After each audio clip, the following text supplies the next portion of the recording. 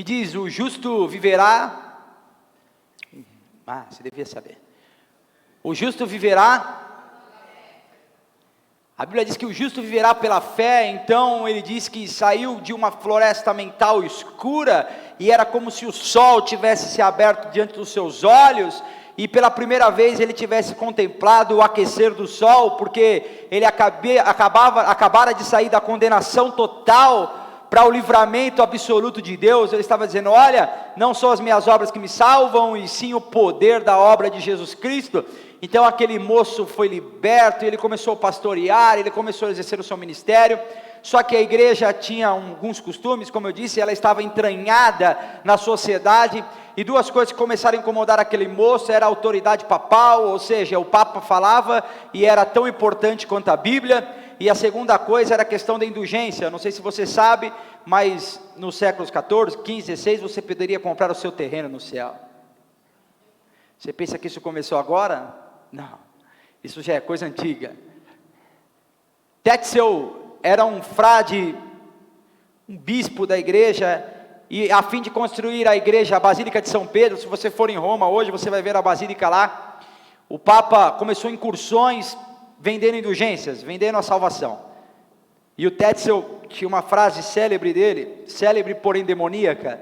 Ele dizia o seguinte: cada moeda que tilinta no cofre, uma alma sai do purgatório. Ou seja, pague para que os seus familiares sejam salvos. E é impossível alguém estudar a Bíblia com fidelidade, de maneira genuína, e ser condescendente com esse tipo de prática. É impossível alguém que ama Jesus e considera Jesus Deus, viver em um ambiente desse, em que a verdade é corrompida, em que a verdade é distorcida, em que a tradição prevalece sobre a Bíblia, e ficar quieto. E não foi diferente com Martim Lutero. Algumas pessoas, o Papa Leão X chamava ele, falava que ele era um búfalo numa loja de cristais, e era isso que ele era mesmo. Ele tinha um comportamento meio bizarrão, assim, meio doidão, falava o que dava na cabeça. E em outubro de 1517, conta a história que ele, indignado, insatisfeito com tudo aquilo que estava acontecendo, escreveu 95 teses, questionando tudo aquilo que a igreja estava fazendo, e colocou na porta de Wittenberg, que era uma igreja importante, e disse: venham para a briga, eu vou organizar o palco, e quem quiser discutir comigo, pode vir.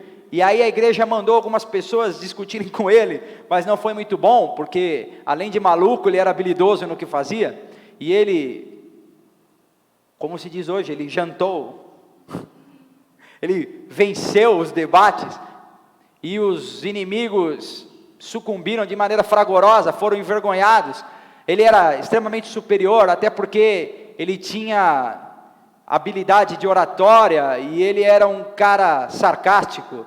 Ele ganhava tirando sarro das pessoas, e era, para um bispo entrar numa discussão sarcástica, era uma coisa quase que...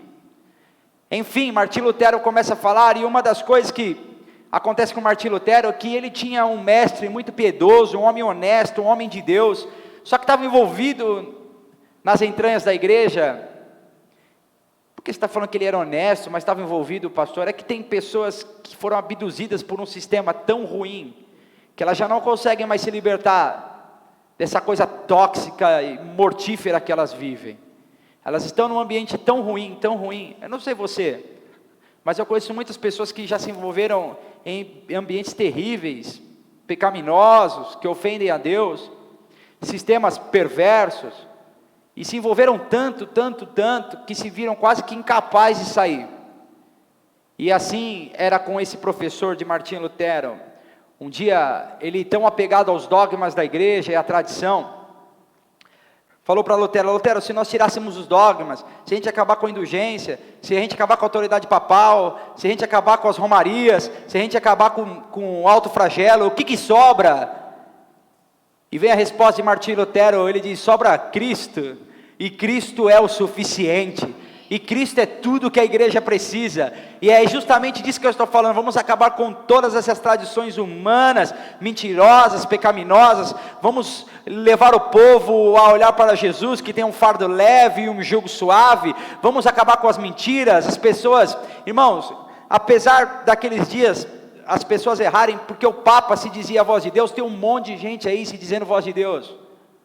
Tem um monte de gente, eu te digo, eu te falo, vem na minha, não precisa de Bíblia, eu mesmo revelo, eu mesmo te dou orientação, deixa comigo. Deixa eu te dizer, toda revelação precisa estar subordinada à Bíblia, e a Bíblia deve ser o teto de toda revelação. Não existe nada que você precise para ser salvo que não esteja escrito nesse livro. Esse livro é suficiente. Solos Cristo, só o sacrifício de Jesus, só as possibilidades que Jesus abre, só a cruz do Calvário, só a oferta, só a iniciativa própria de Jesus é que pode esclarecer o homem, que tira o homem das densas trevas e leva ele para a sua maravilhosa luz. Aquele que tem Cristo não precisa de dogmas, aquele que tem Cristo não precisa de tradicionalismo, aquele que tem Cristo não carrega uma bigorna de mentira sobre as suas costas. Pelo contrário, aquele que tem Cristo é livre, e Cristo é suficiente. Cristo é libertador, Cristo é bondoso, Cristo é generoso. Não deixe que as pessoas se coloquem como senhores da sua vida, não deixe que alguém queira revelar o seu futuro. Eu já sei o seu futuro, e se você quiser saber o seu futuro, eu te digo, aqueles que estão em Cristo, e que as palavras de Cristo estão nele, esses vão pedir qualquer coisa em nome de Jesus, e vos será concedido, porque esses pedirão iluminados, instruídos pelo próprio Espírito Santo. Esses não pedirão nada que envergonhe o Senhor, porque é o próprio Espírito de Deus que vai os conduzir a pedir aquilo que é correto. Você não precisa de cartomante, você não precisa de adivinho, você não precisa de adivinhão, você não precisa de pataquada, você não precisa de um pateta dizendo o que você vai fazer, porque a cruz do Calvário já te diz tudo. Você é salvo, liberto, e todas as condições, todas as possibilidades, toda a economia do céu, tudo que Jesus conquistou na cruz, tudo que Jesus podia te fazer, todo favor, já é seu por herança, foi conquistada com cada gota de sangue. Você não precisa que ninguém te diga que você será feliz. Você, se estiver em Cristo, será feliz, porque a sua felicidade não vai depender de uma revelação, vai depender da revelação que você já tem. Cristo te faz feliz, e em Cristo você é completo.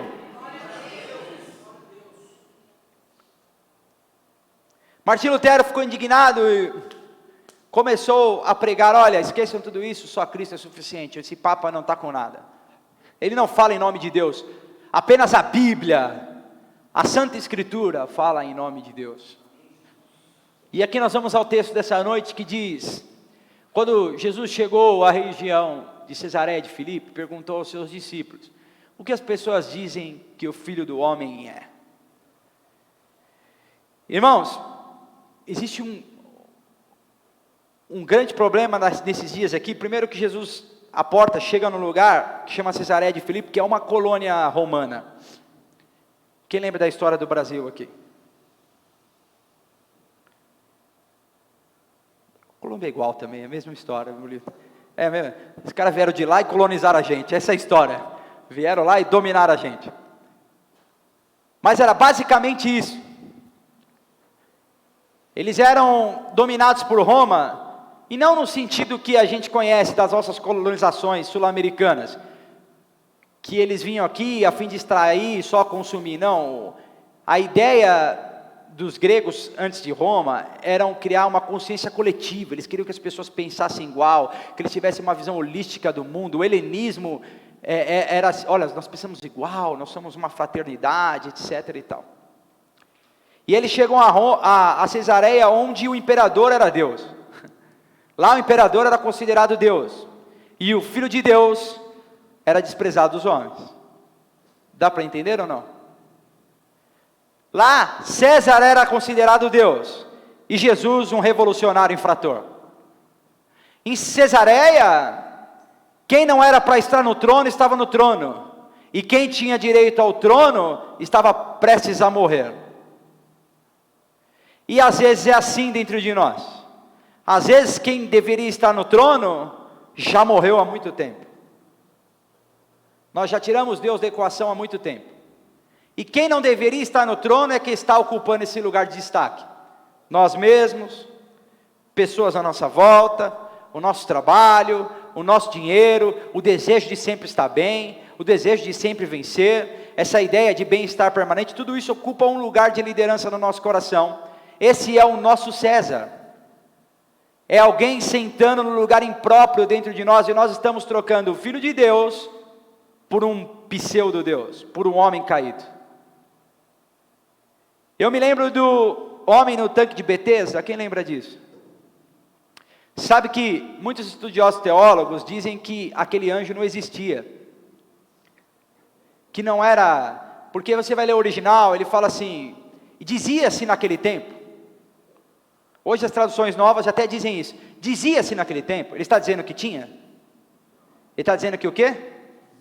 Que dizia-se. Enfim, mas essa aqui não é o foco. Jesus chega até aquele homem e fala assim, ei meu, o que você está esperando? Ele fala assim, estou esperando uma cura. Mas ninguém vem aqui, ninguém é bonzinho para mim, ninguém é generoso, ninguém é legal.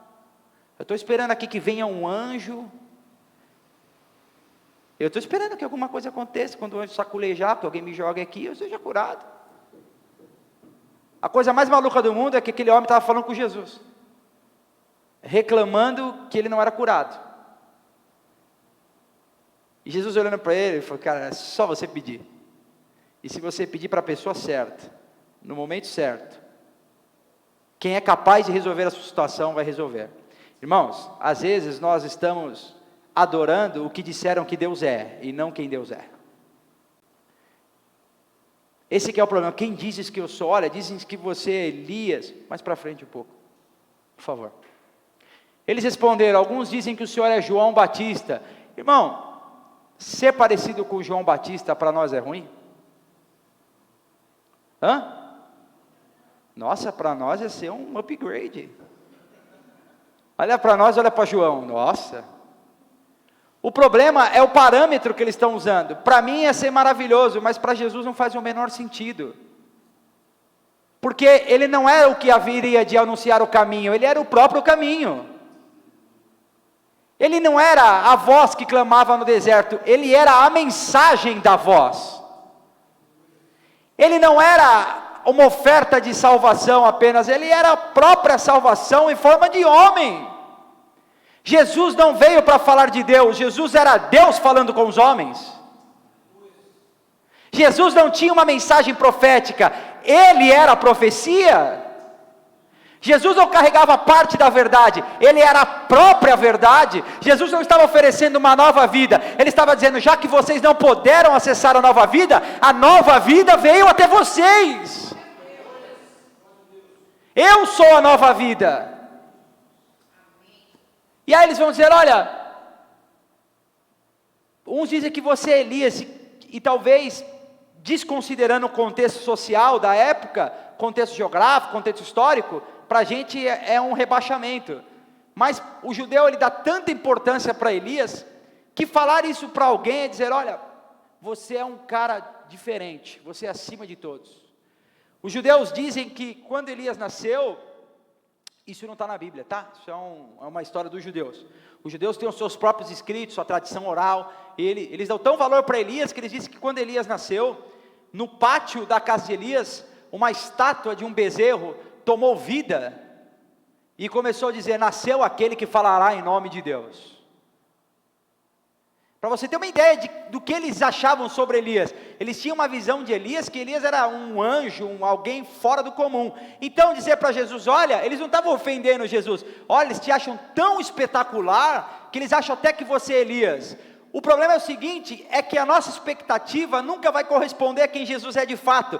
Por mais que nós achemos que Ele é espetacular, Ele é mais espetacular do que nós achamos. Por mais que nós achemos que Ele nos ama muito mais do que nós entendemos. Por mais que a gente venha compreender uma parte da graça, nós nunca conheceremos toda a extensão da graça. É até legal ser Elias, mas é muito melhor ser o Cristo, Filho do Deus vivo. Ele estava dizendo, olha, essa proposta, eu até agradeço vocês me reconhecerem, eu não vou tirar ninguém da equação por causa disso, mas deixa eu dizer uma coisa para vocês, se vocês acham que Elias era espetacular, esperem para ver o que está para acontecer. Se vocês acham que Elias era extraordinário, vocês verão os céus abertos, os anjos descendo sobre o Filho do Homem. Se vocês acham que Elias era extraordinário porque ele foi livre da morte, ou liberto da morte, vocês acham que Elias era extraordinário porque Deus o poupou da morte? Espere para ver, eu mesmo vou vencer a morte, eu vou morrer e eu mesmo vou me ressuscitar. Espere para ver o que é extraordinário extraordinário. Mais extraordinário do que subir em um redemoinho é ser aquele que acalma o mar e dá ordem à tempestade. Esperem para ver, os olhos de vocês ficarão impressionados. Eu sou maior que Elias, Jesus estava dizendo. Dizem que você é Jeremias. Enfim, dizem que você é um profeta. E ser chamado de profeta não é ser desqualificado, é?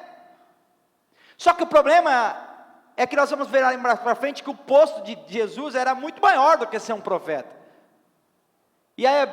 E uma coisa que eu quero chamar a atenção é que a gente precisa tomar cuidado para a gente não começar a acreditar num Deus fake, amém?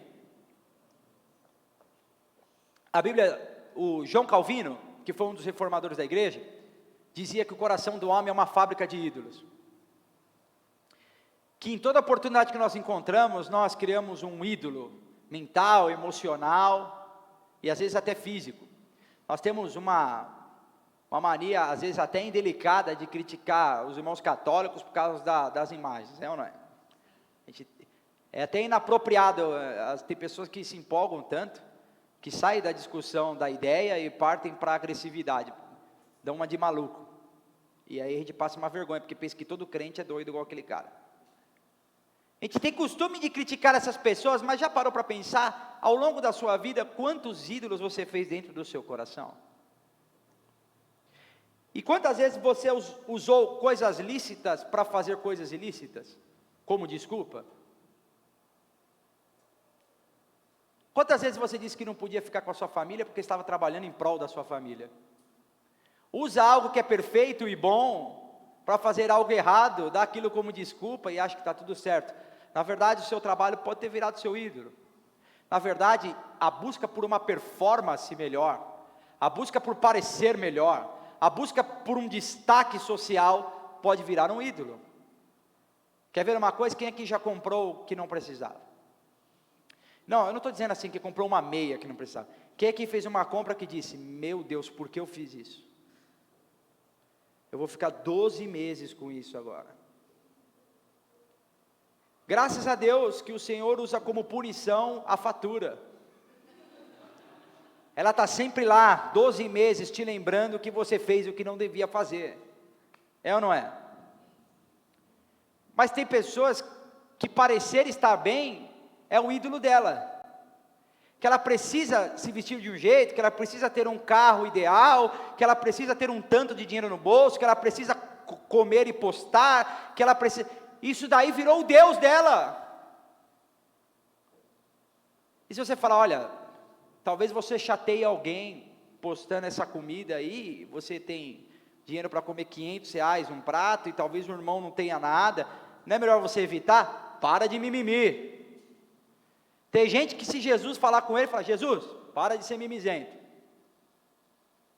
Deixa eu te falar uma coisa, irmãos, comece a se preocupar, porque às vezes você está externando que o seu coração está cheio.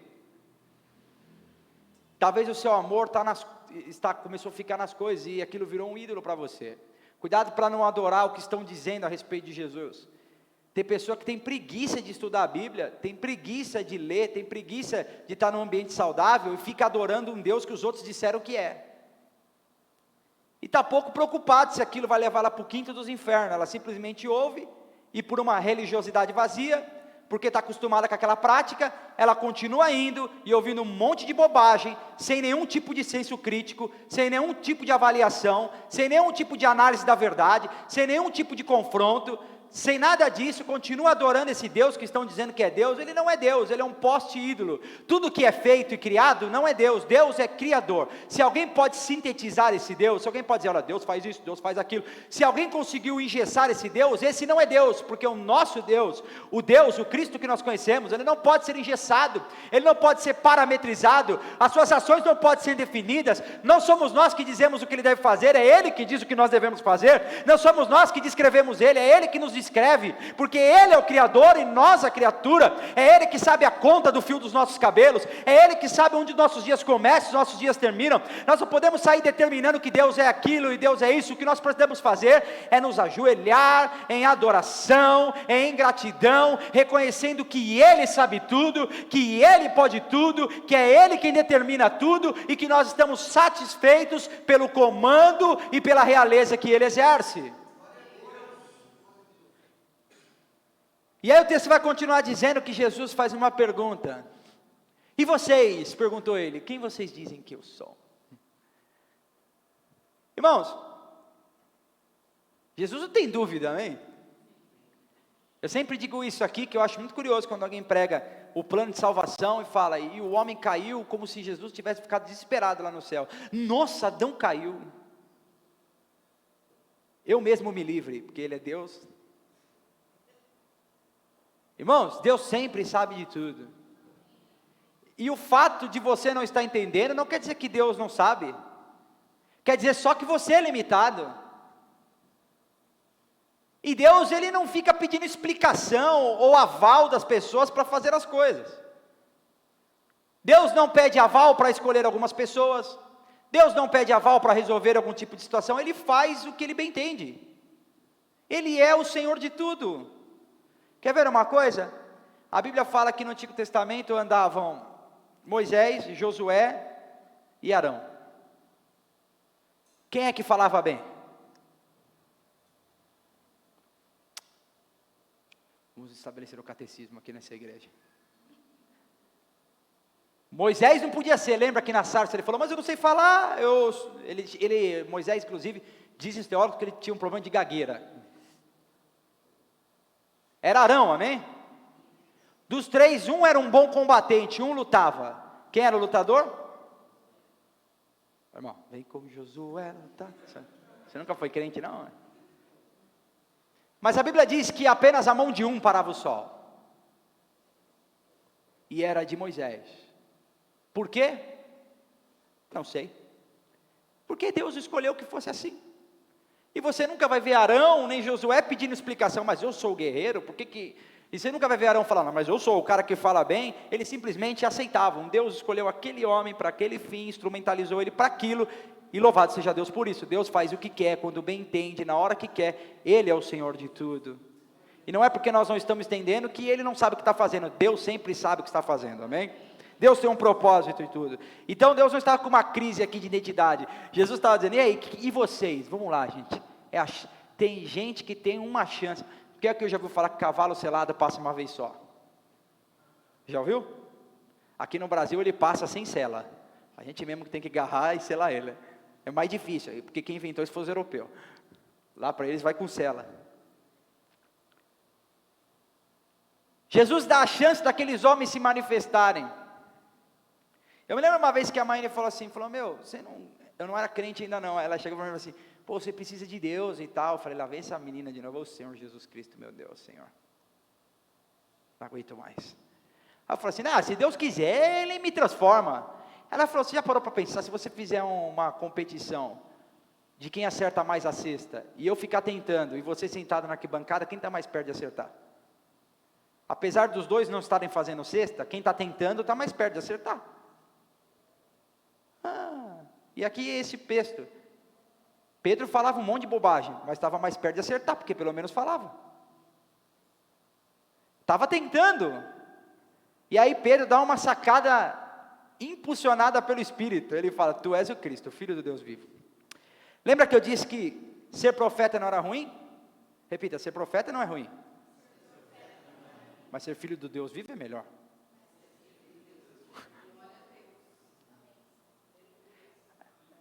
Ainda bem que só Jesus era filho e você não, por isso que você fica triste. Vamos lá, ser profeta é bom? Ter dons é bom? Falar em línguas é bom? Ter o discernimento do Espírito é bom? Fé é bom? Tudo isso é bom, mas melhor do que isso é ouvir, esse é o meu filho que eu tenho prazer.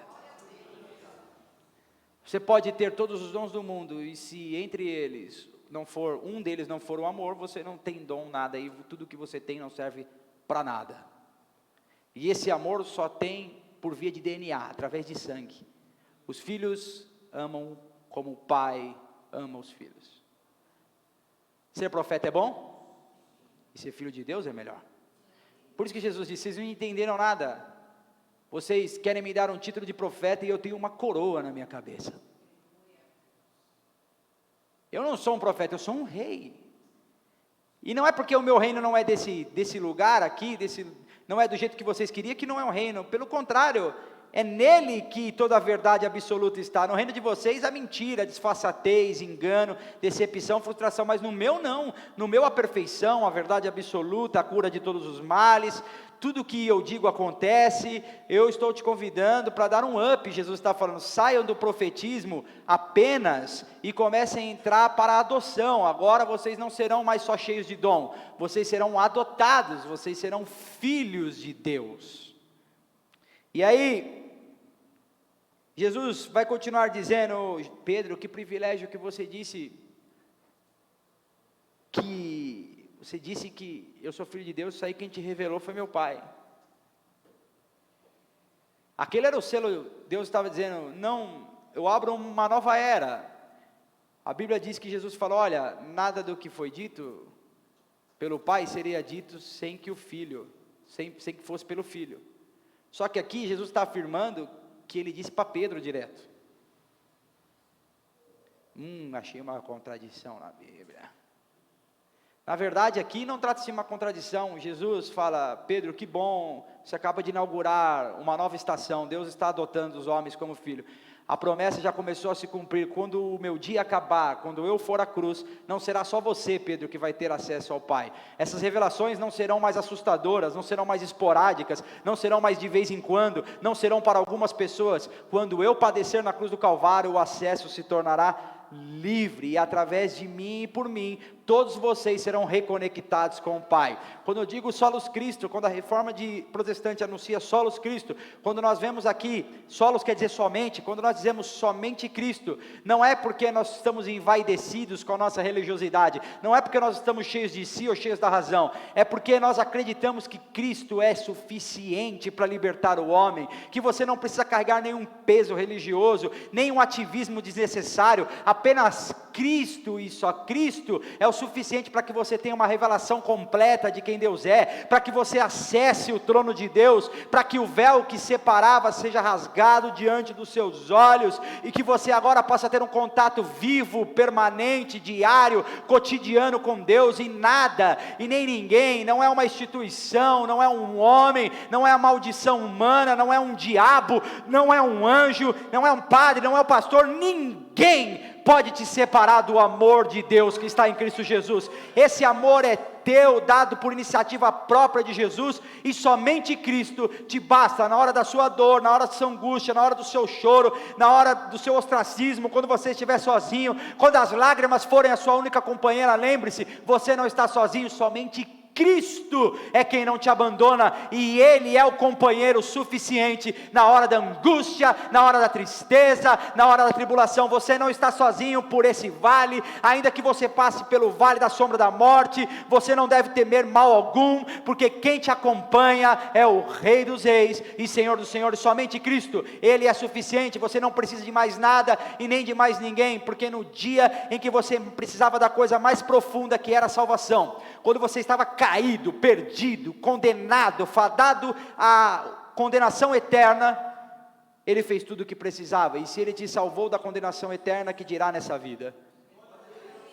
Ele estará com você hoje, esteve com você ontem e estará com você para sempre.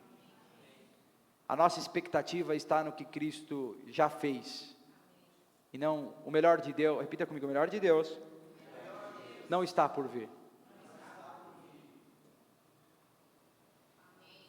O melhor de Deus já veio.